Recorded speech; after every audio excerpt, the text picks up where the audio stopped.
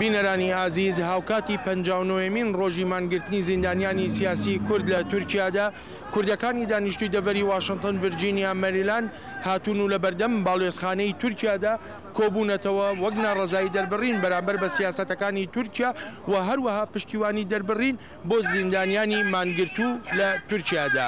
ئەم خۆپیشاندانە لە دەمێکدایە کە تورکیا هەوڵی بەدەستێنانی ئەندامەتی دەدا لە یەکێتی ئەوروپادا و هەروەها لە هەوڵێکی بێوچاندایە بۆ داڕشتنی جۆرێ لە سیاسەتەکان کە بیەوێ دیموکراسی لە تورکیادا ببێتە نمونەیەک لە ڕۆژهەڵاتی ناوەڕاستدا و بەتایبەتیش لە وڵاتانەدا کە بەهاری عەرەبی گرتوونیەتەوە.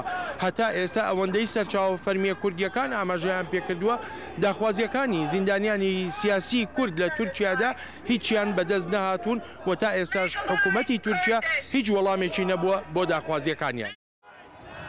خۆپیشاندەرانی کورد لە بەردەم باڵێۆزخانەی تورکیادا دروشمی جۆراوجۆریان دەگوتەوە لەوانە مافی مرۆڤ بۆ تورکیا ئازادکردنی زیندانیانی کورد لە تورکیادا بە یاساییکردنی دۆزی کورد لە تورکیادا و بەڵێ بۆ ئاشتی و نا بۆ شەڕ. ڕێکخراوی کۆمەلگای کوردی کار بۆ خۆشی ئەم خۆپیشاندانەی ڕێخستە بوو لە بەشێکی ڕاگەیاندنەکەیدا ئاماژە بەوە دەکا لەگەڵ ئەو شەڕ و سەرکوتکردانەی سەپێنراونەتە سەرگەلی کورد لە تورکیادا هەروادێت بەرەنگاربوونەوە دژی سیاسەتە ناهەموارەکان و نامرۆڤانەکانی تورکیا وەک لە ڕاگەیاندنەکەدا هاتووە ڕوو لە زیاد بوونە. ئەمەش ئاماژەیە بەوەی دۆسەی کورد لە تورکیادا چەند بەهێز بووە بە بەراورد لەگەڵ ڕابردوودا. لە ڕاگەیاندنەکەدا باسیش لەوە کراوە هەوڵی زیندانیانی سیاسی کورد لەو مانگرتنەی 59 ڕۆژ لەمەوە بەردەستیان پێکردووە بە مەبەستی سەرنجڕاکێشانی کۆمەلگای نێونەتەوەیی و خستنەگەڕی فشارەکانە بۆ سەر تورکیا تا کێشەی کورد لە وڵاتەکەدا بە ئاشتیانە چارەسەر بکرێت. مەمەد یوکسەڵ نوێنەری پارتی ئاشتی و دیموکراسی کوردەکانی تورکیا واتە بەدەپە لە وڵاتە یەکگرتووەکانی ئەمریکا یەکێک بوو لە بەشداربووانی خۆپیشاندانەکە.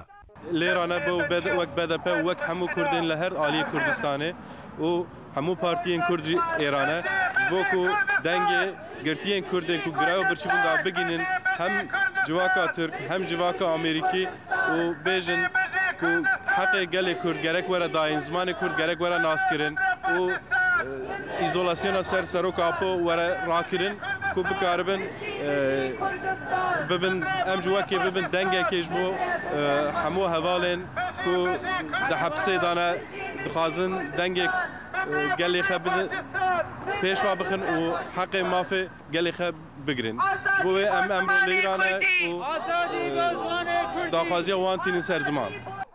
لە ماوەی چەند ساڵی ڕابردوودا ژمارەیەکی زۆری چالاکوانان و ڕۆژنامەوانانی کورد لە تورکیادا لە زیندان نراون بە تاوانی هەبوونی پەیوەندی لەگەڵ پارتی کرێکارانی کوردستان واتە پەکەکە. تورکیا، ئەمریکا، یەکێتی ئەوروپا پەکەکە بە ڕێکخراوێکی تێرۆریست ناودێردەکەن. لە ساڵی 1984ەوە پەکەکە دەستی کردووە بە شەڕی چەکداری لەگەڵ لەشکری تورکیادا بە ئامانجی دابینکردنی خودموختاری بۆ کوردەکانی تورکیا. لەو دەمەشەوە تا ئێستا دەیان هەزار کەس لە تورکیادا کوژراون. لەم خۆپیشاندانەی ئەمڕۆدا بۆ نەبێ هەر تەنها کوردەکان بەشدار بووبن. پات دەیڤس خانمەنووسەرێکی ئەمریکاییە و دەڵێت ئامادەبوونی لەم خۆپیشاندانەدا هاوسۆزیە بۆ گەلی کورد کە دەیان ساڵە ڕوبەڕووی سەرکوتکردن دەبێتەوە.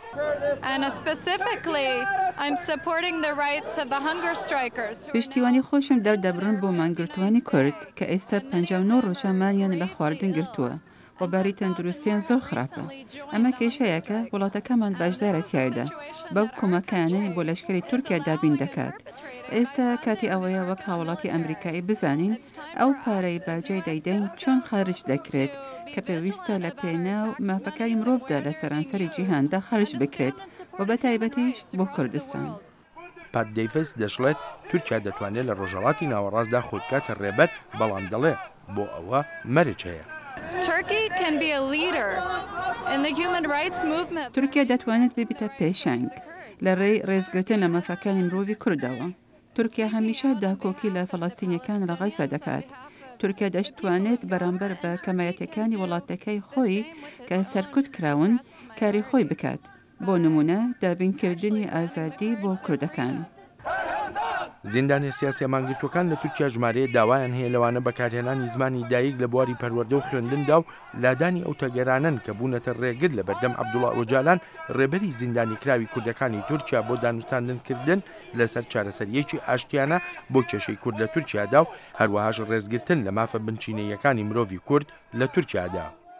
ئێمە پێویستە لێرە و لە هەر چاپاسێ کوردستان پشتگیری لە مانگرتوانی باکوور بکەین و بەڕاستی بە تایبەتی لە باشووری کوردستان کە ئەمڕۆ بە شێوەیەک لە شێوەکان ئازادە دەبوایە خەڵکو و هەموو دام و دەستگا ڕسمیەکان بە ئاشکرا پژیری لەو مانگرتە بکەن. دۆزە کوردی دۆزێکە چ باکوور چ باشوور چ ڕۆژهەڵات ئەمسەر دۆزێکێ دەفکرین ئازادبوونا کوردستانیە ئیجار ئیرۆ لە vê derê vêketina me protesto me ev çalakiya me ji bo ew berxwedana zîndanan de gelek hevalên me nêzîkî 66 kes ev nêzik 59 roja dest grêva birçîbûnê kirîn îcar daxwazên wan ji bo zimanê dayîkî perwerdehî û ji bo mafê xwe li dadgehên Tirkiyeyê de zimanê Kurdî mafê xwe biaxivin û ji bona ev izolasyona ser Birêz Ocalan daxwazên wan ev in daxwazên wan yekî em bêjin wekî demokratîk in çi daxwazên ne ku bên qebûlkirin pêşkêş nekirin îcar hîviya me ew e ku û dewleta Tirkiye guhdarî bike û hê jî mirin çê nebî van zîndana de ev meselê bi hel kirin. مۆڵەتی خۆپیشاندانەکە بۆ ماوەی 2 کاتژمێر بوو لە کاتژمێر 12 نیوەڕۆ بۆ 2 پاش نیوەڕۆ بە کاتی واشنگتن وەک بارێکی باو هەر کاتێک خۆپیشاندان لە بەردەم باڵێزخانەکاندا بکرێت لە واشنگتنی پایتەختی ئەمریکا نوێنەرێکی ئەو باڵێزخانەیە دێتە دەرێ بۆ وەرگرتنی ڕاگەیاندن یاخو یاداژنامەی خۆپیشاندەران بەڵام تا کاتی تەوابوونی خۆپیشاندانەکە هیچ کارمەندێکی باڵێزخانەی تورکیا لە واشنگتن نهاتە دەرێ تا یاداشتی خۆپیشاندەران وەربگرێ. بەڵێن ساڵح بەشی کوردی دەنگی ئەمریکا.